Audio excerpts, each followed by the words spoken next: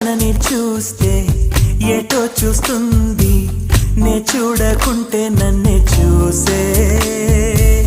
తన నవ్వు చూపి నే చూస్తే ఆపి పై పైకి నటనేదో చేసే. స్త్రీ హృదయం అద్వైతం లాగా ఏనాడు ఎవరికర్థమే కాదు. మగవాడి మనసు తప్పించే